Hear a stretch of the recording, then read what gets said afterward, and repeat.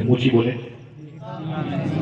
یہ حضور کا فرمان ہے. حضور کی جو بات ہے حضور کی زبان سے نکلے ہوئے جملے ہیں. بس زبان کا فرق ہے, بس زبان کا فرق ہے. نکاح, اونچی بولیں, نکاح میری سنت ہے. حضور فرماتے ہیں نکاح بڑا خشک موضوع ہے لیکن ایسے بیٹھے رہیے گا تاکہ مطابقت, یہ مناسبت پیدا ہو.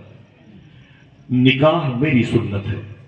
جس نے اس سسٹم کے خلاف کیا, اس سنت سے انحراف کیا, اس کو دلچسپی نہ رہی, رغبت نہ رکھی سنت سے, میرے آقا فرماتے ہیں فلیس منی, میں اس کا ضامن, اس کا ذمہ دار نہیں, وہ مجھ میں سے نہیں. اشارہ کس کی طرف ہے؟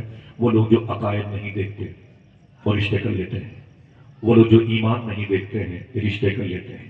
یورپ میں لڑکیاں لڑکیوں کے ساتھ رشتے کر رہی ہیں, لڑکے لڑکوں کے ساتھ رشتے کی اپلیکیشن دے کر کے کورٹ میں اجازت نامہ موصول کر رہے ہیں. ان کے لیے حضور کا الٹیمیٹم ہے فلیس منی. ان سے بتا دو کہ میں ان کا ضامن اور ذمہ دار نہیں, یہ مجھ میں سے نہیں ہے. مجھ میں سے کون ہے؟ وہی جو النکاح من سنتی کی راہ کا مسافر. اگر یہ بات حضور نے کہی ہے نکاح میری سنت ہے, پہلے سنت کے معنی تو سمجھ لو ورنہ تقریر ہو جائے گی. سنت کسے کہتے ہیں؟ حضور کے طریقے کو, حضور کی نشانی کو, حضور کی علامت کو, حضور کی پہچان کو, حضور کے شعار. نکاح میرا طریقہ ہے, یہی طریقہ میری سنت کہلاتا ہے. ٹھیک ہے. اب حضور کا یہ طریقہ لانچ کیسے ہوا؟ کیسے آقا کریم صلی اللہ علیہ وسلم نے اس نکاح کی مبارک چادر شریف کو اوڑھا؟ پھر آپ نے اعلان فرمایا. ظاہر سی بات ہے حضور کی فرسٹ میرج کیسے ہوئی, حضور کے نکاح میں فرسٹ وائف کیسے ہے جو مومنوں کی ماں ام المومنین کہلاتی, وہ کون تھی؟ اور حضور کا رشتہ کس بیس پر ہوا؟ پیسوں کی بنیاد پر, پرسنالٹی کی بنیاد پر, حسن کی بنیاد پر, زلف کی درازی کی بنیاد پر, یا قبیلے داری کی بنیاد پر, یا مال و متا کی بنیاد پر؟ حضور کا یہ رشتہ سب سے پہلے کس سے ہوا, کس بیس پر ہوا, ریجن کیا ہے, سبب کیا ہے؟ ایک سوال ہے جو بہت ہی نارمل ہے. آپ اتنے بڑے لوگوں سے اتنا چھوٹا سوال نہیں کر سکتے. آج میں ان بڑوں کی قدم کو چوم کر کے آپ کے سامنے اسی حوالے سے تھوڑی سی بات کروں گا. بیٹھے رہیے گا, اگر کہیں جانے کا بھی دل کہے تو دل چھوڑ کے جائیے گا. مجھے آپ کی نہیں, آپ کے دل کی ضرورت ہے. ٹھیک ہے. اللہ کے رسول فرماتے ہیں نکاح میری سنت ہے. سنیے نکاح کا طریقہ حضور نے کیا بنایا, کیسے اس سسٹم کو آئین, اس کا آرٹیکل, اس کا قانون بنایا, پھر یہ چیز لانچ کی. میری بہنیں بیٹھی ہوئی سنیں, اور جو میرے بھائی کھڑے ہوئے, میں معافی چاہتا ہوں, میں ان کے لیے جگہ نہیں دے سکتا. اللہ ان کو ایسے ہی حضور کی بارگاہ میں بھی کھڑے ہو کے سلام پڑھنے کی توفیق عطا کرے. ماں کے دودھ کا حق ادا کرتے ہیں, جگہ نہیں ملتی تو کھڑے ہو کے سنتے ہیں.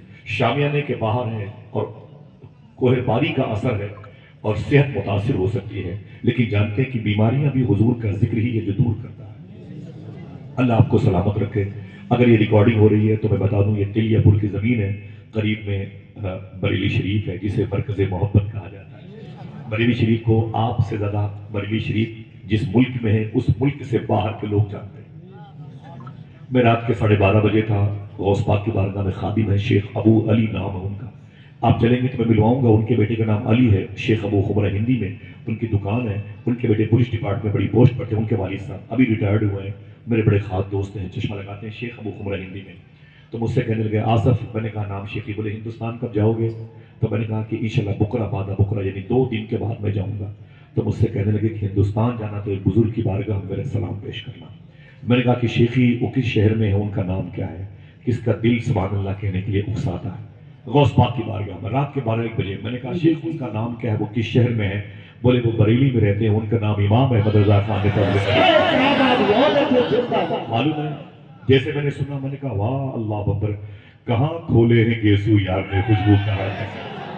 اللہ, یہ شان ہے میرے امام کی, خدا کی قسم. اگر اس ٹاپک پر بات کروں گا تو بہت وقت ہو جائے گا اور آپ تو بیٹھے رہیں گے, لیکن وہ ٹرین والا میرا لحاظ نہیں کرے گا. بڑی مجبوریاں ہیں, مجبوریاں. میں بغداد شریف سے جب سے آیا ہوں, مجھے آئے ہوئے 1 مہینہ بھی نہیں ہوا, اور 1 مہینہ باقی, پھر مجھے جانا ہے بغداد شریف انشاءاللہ.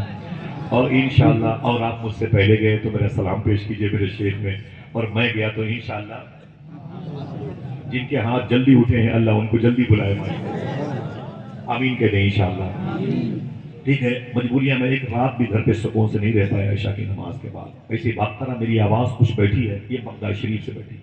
ٹھیک ہے. آواز کیا ہے, وہاں سے نکلنے پر تو دل بیٹھ جاتا ہے. ہاں, آواز کا کون نکل گیا.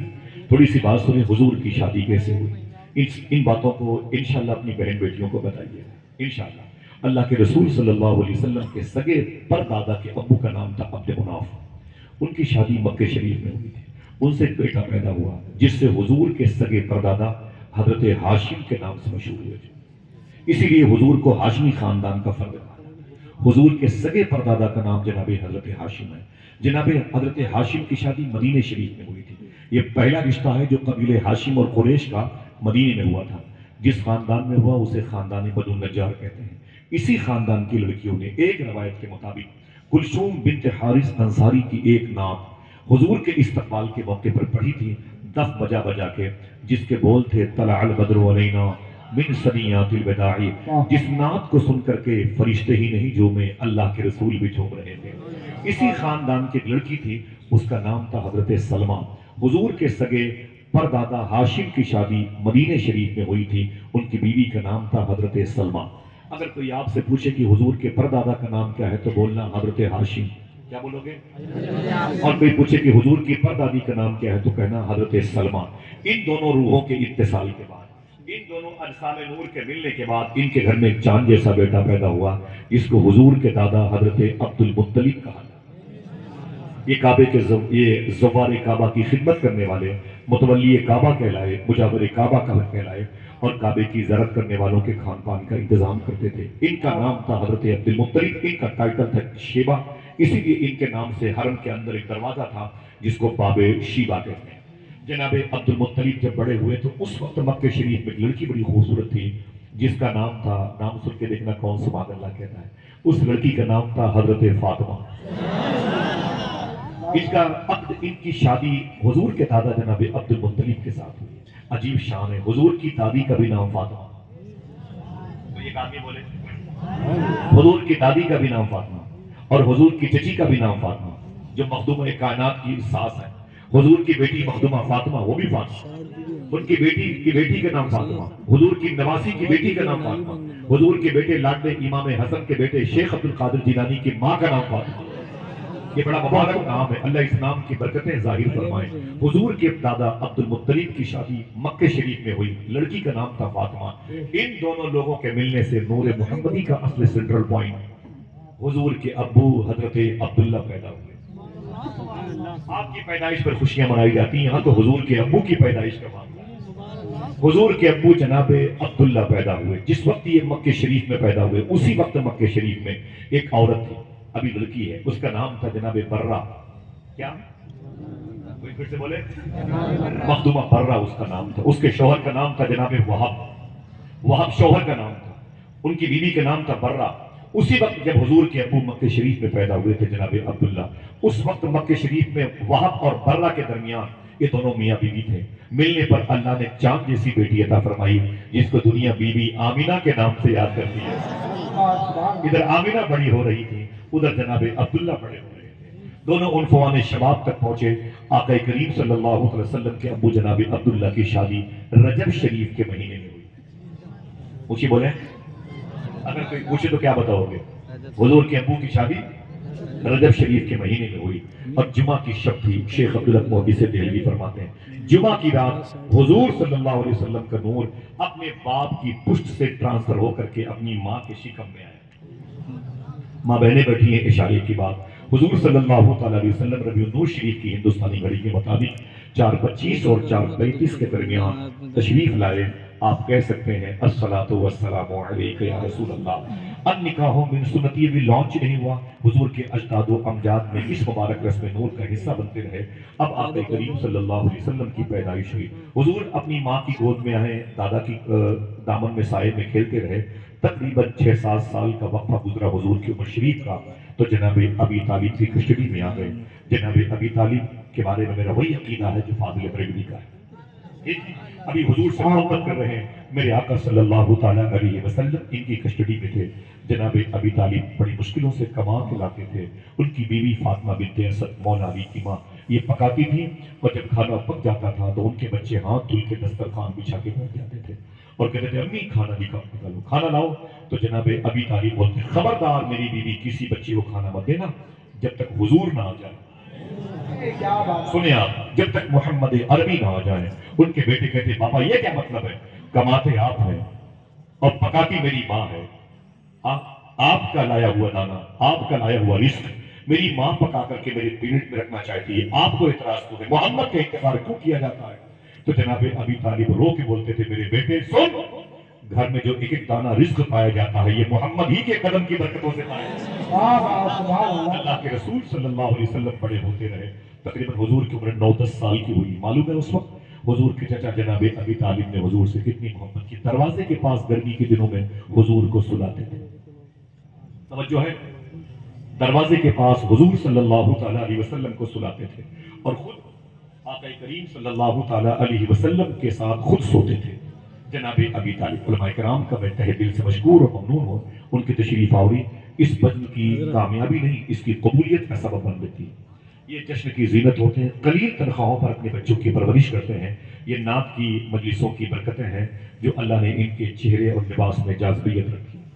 الحمدللہ میں سب کا استقبال کرتا ہوں، بہت بہت شکریہ آپ سب کا، اور سب میرے سر کے تاج ہیں۔ ذرا خاموشی سے ایک مرتبہ کہتے ہیں محبت سے سبحان اللہ۔ رہیے گا، بہت بہت کام کی باتیں ملیں گی انشاءاللہ۔ النکاح من سنتی، اللہ کے رسول صلی اللہ تعالیٰ علیہ وسلم جب 8-9-10 سال کے ہوئے نا، اس وقت حضور کے چچا جناب ابی طالب راتوں کو جب سوتے تھے نا تو حضور کو دروازے پہ سلاتے تھے۔ حسان بھائی، فہیم بھائی، حضور کو دروازے پہ سلاتے تھے اور خود حضور کے بغل میں سوتے تھے تاکہ ٹھنڈی ٹھنڈی ہوا حضور کو ملتی رہے۔ اپنے سگے بیٹوں کو کوٹری کے اندر سلاتے تھے۔ اپنے امس بہت تھی، حبس کا ماحول تھا، گرمی بہت زیادہ تھی، بچے بلکتے رہتے تھے جناب ابی طالب کے، لیکن بولتے وہیں سو وہیں اندر سو، اور حضور کو باہر دروازے کے پاس۔ لیکن ان کے بیٹوں کی کبھی کبھی آنکھ کھلتی تو کیا دیکھتے، جہاں حضور سو رہے تھے وہاں ہم سو رہے ہیں، اور جہاں ہم سو رہے تھے وہاں حضور سو رہے ہیں، جگہ ٹرانسفر ہو جاتی۔ ان کے بچے آپ کہتے ابو یہ بتائیں کیا بات ہے؟ بولے کیا ہوا؟ بولے رات کو تو حضور دروازے پہ سوئے تھے اور ہم اندر سوئے تھے، گرمی بہت تھی، آنکھ کھلی تو ہم دروازے پہ آ گئے اور حضور اندر آ گئے۔ تو جناب ابی طالب فرماتے تھے میرے بیٹے راتوں کو کچھ خطرہ محسوس ہو رہا تھا، جگہ پہ لا کے سلا دیا۔ ان کے بیٹے بولتے اگر اس خطرے سے مجھے نپٹنے کی نوبت آتی اور میری جان کو کچھ ہو گیا ہوتا تو جناب ابی طالب رو کے بولتے تجھ جیسی ہزاروں اولاد محمد کے نام پہ قربان آقا کریم صلی اللہ تعالیٰ علیہ وسلم کی وہ شان مبارکہ ہے۔ میرے آقا بڑے ہوتے رہے، ظاہری طور پر بڑے ہوتے رہے۔ حضور کی عمر شریف کے 20 سال کے ایام کی زیادہ باتیں نہیں کروں گا۔ جب حضور صلی اللہ علیہ وسلم کی عمر شریف 25 سال کی ہوئی، 25 ایئرس، کتنے اونچی بولیں؟ ایک تو یہ 25 سال کی عمر جوانی کی ہوتی ہے، دوسری پھر کس کی عمر ہے؟ جو شہنشاہ حسینہ، لفظ حسن کی ڈلیوری اللہ نے جس کی وجہ سے پیدا فرمائی، سمجھ رہے ہیں؟